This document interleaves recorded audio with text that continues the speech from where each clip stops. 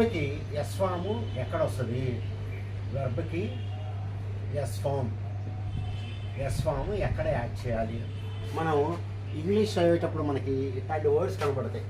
Describes, he describes, he says, he tells, goes, ఇలాంటి words మనకు కనబడతా ఉంటాయి ఇంగ్లీష్లో. కనపడినప్పుడు మనం ఏమనుకుంటామంటే ఎందుకు దీనికి ఎస్ ఫామ్ వచ్చింది అని చెప్పి అనుకుంటాం. ఎందుకు దీనికి ఎస్ ఫామ్ వచ్చింది అని చెప్పి అనుకుంటాం. ఇది గుర్తుపెట్టుకోండి, ఎప్పుడైనా సరే మనకి వెర్బ్కి ఎస్ ఫామ్ వచ్చింది అంటే, వెర్బ్కి ఎస్ ఫామ్ అంటే ఉట్టి ఎస్ఏ అక్కర్లా. ఎస్ రావచ్చు, ఈఎస్ రావచ్చు, ఐఈఎస్ రావచ్చు. ఎస్ రావచ్చు, ఈఎస్ రావచ్చు, ఐఈఎస్ రావచ్చు. ఫర్ ఎగ్జాంపుల్ ఇప్పుడు చూడండి, డ్రింక్ ఉందనుకోండి, డ్రింక్, దీనికి ఎస్ ఫామ్ పెడతాం పక్కన, డ్రింక్స్ రైట్. అలాగే ఫ్లై ఉందనుకోండి, ఫ్లై, దీనికి మనం ఎఫ్ఎల్ఐఈఎస్ అని రాస్తాం. అంటే చివరి మనకి ఎస్ ఫామ్ వస్తుంది అనమాట. ఇది మనకి ఇంగ్లీష్లో ఎప్పుడు రెగ్యులర్గా కనబడుతూ ఉంటుంది. మనకి ఈ వర్డ్ ఎప్పుడు కూడా వెర్బ్కి ఎస్ ఫామ్ వస్తూ ఉంటుంది. Describes, says, tells, goes, flies, drinks, ఏంటి ఆస్క్స్, ఇట్లాంటివన్నీ మనకు కనబడుతూ ఉంటాయి. కనబడినప్పుడు మనకు డౌట్ వస్తూ ఉంటుంది, ఎందుకని ఎస్ ఫామ్ వచ్చింది ఇక్కడ అని. ఎందుకని చెప్పి మనకి ఎస్ ఫామ్ వచ్చింది అని చెప్పి మనకి డౌట్ వస్తూ ఉంటుంది. కాబట్టి మనం ఏం చేసుకోవాలంటే, ఇప్పుడు చూడండి, ఎప్పుడైనా సరే మీరు ప్రజెంట్ టెన్స్ ఉన్నప్పుడు, ప్రజెంట్ టెన్స్ అంటే మీకు తెలుసు, డూ, ఈట్, డ్రైవ్, ఇలాంటి వర్డ్స్ ఈ ఫస్ట్ ఫామ్లో ఉంటాయి అన్నమాట, ప్రజెంట్ టెన్స్లో ఉంటాయి. దీనికి మనం ఒక్కోసారి ఇక్కడ డజ్ అని రాస్తాం, అంటే ఇక్కడ ఈఎస్ వచ్చింది. ఈట్ అని ఉంది, ఈట్కి మనం ఈట్స్ అని చెప్పి రాస్తాం, ఎస్ ఫామ్ వచ్చింది. డ్రైవ్ ఉంది, డిఆర్ఐవిఈఎస్, డ్రైవ్స్, ఇక్కడ మనకి ఎస్ ఫామ్ వచ్చింది. ఒకసారి ఎస్ రావచ్చు, ఈఎస్ రావచ్చు. ఇప్పుడు గో ఉందనుకోండి, గో, దీనికి ఎస్ ఫామ్ పెడితే మనకి గోస్ అని చెప్పవద్దు, అంటే ఇక్కడ మనకి ఈఎస్ ఫామ్ వచ్చింది. కాబట్టి ఎస్ ఫామ్ రావచ్చు, ఈఎస్ ఫామ్ రావచ్చు, ఐఈఎస్ ఫామ్స్ కూడా మనకి రావచ్చు అనమాట. ఇది ఎప్పుడు కూడా మనకి ఇంగ్లీష్లో ప్రజెంట్ టెన్స్లో మాత్రమే వస్తుంది, గుర్తుపెట్టుకోండి. ఇంకెప్పుడు కూడా మనకి ఇంగ్లీష్లో ఎస్ ఫామ్ రాదు. ఇంగ్లీష్లో మనకి ఎప్పుడు ఎస్ ఫామ్ రాదు, only in present tense, only in present tense. మరి ప్రజెంట్ టెన్స్ అనగానే వచ్చేస్తుందా అంటే డైలీ యాక్షన్స్ అయి ఉండాలి, డైలీ యాక్షన్స్ అయి ఉండాలన్నమాట. ఓకే, ఇప్పుడు మనం చూద్దాం, మళ్ళీ రాద్దాం. Go, goes, eat, eats, read, reads, ఇలా ఉంది కదా. ఈ ఎవరికి వస్తాయి అంటే మనకి ఇంగ్లీష్లో ఈషీ ఇటుకు మాత్రమే వస్తాయి, ఈషీ ఇటుకు మాత్రమే మనకి వస్తాయి, ఇంకెవరికి కూడా మనకి రావు. ఈషీ ఇటు వచ్చినప్పుడు మాత్రమే మనం గోనేమో గోస్ కింద మారుస్తాం, ఈట్స్ అవుద్ది, రీడ్ అనేది రీడ్స్ కింద మారవుద్ది. ఉంటే ఎస్ కాదు, ఎస్ రావచ్చు, ఈఎస్ రావచ్చు, ఐఈఎస్ రావచ్చు. ఈషీ ఇటు స్పెషాలిటీ అనమాట. అంటే సింపుల్ ప్రజెంట్ టెన్స్లో మనం వాడేటప్పుడు వీటికి మనకి S form, ES form, IES form మనం ఇక్కడ దీన్ని యాడ్ చేసుకోవాలి. ఇది మీరు బాగా గుర్తుపెట్టుకోండి. మరి ఇప్పుడు ఈ ఎప్పుడు వస్తాయి అంటే చూడండి, డైలీ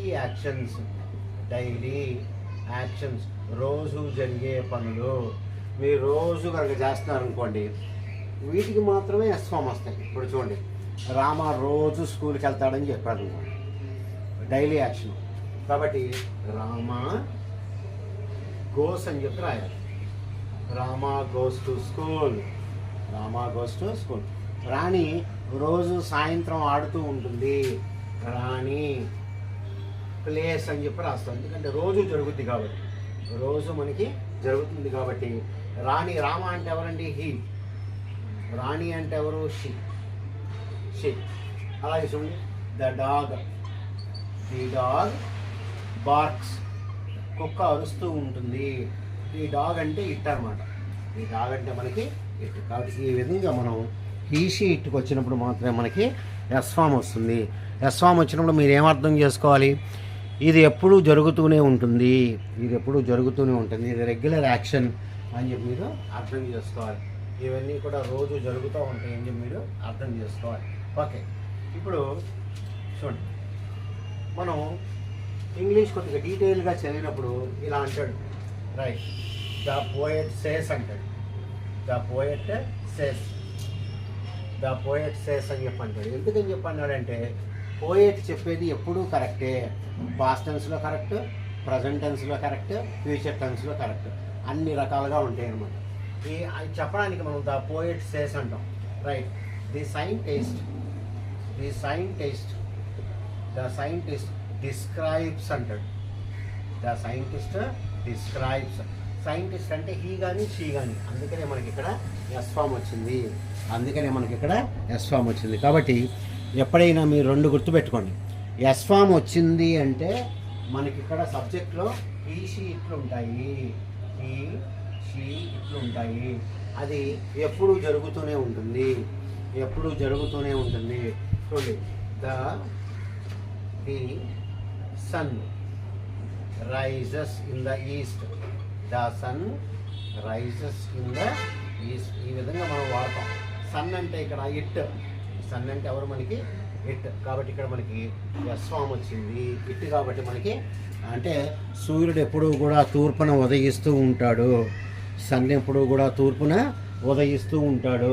ఇలా చెప్పడానికి మనం ఎస్ ఫామ్ మనకి వచ్చింది అనమాట. కాబట్టి ఎస్ ఫామ్ వచ్చినప్పుడు మీరు ఏమనుకోవాలంటే ఇది ఎప్పుడూ కరెక్టే అని చెప్పి అనుకోవాలి. నెంబర్ 1. రెండోది ఏంటయ్యా అంటే ఈ షీట్లకు మాత్రమే వస్తుంది. ఈ షీట్లు కాకుండా మీరు ఐ గోస్ అని చెప్పడానికి లేదు. You can't say I goes, తప్పు. ఎందుకంటే అది ఈ షీట్ కాదు. కానీ మీరు చెప్పాలి అంటే ఐ గో అని మాత్రమే మనం చెప్పాలన్నమాట. కాబట్టి ఇది మీరు జాగ్రత్తగా గమనించండి. అందుకనే మనకి వెర్బ్కి ఎస్ ఫామ్స్ వస్తూ ఉంటాయి. వెర్బ్కు మాత్రమే ఎస్ ఫామ్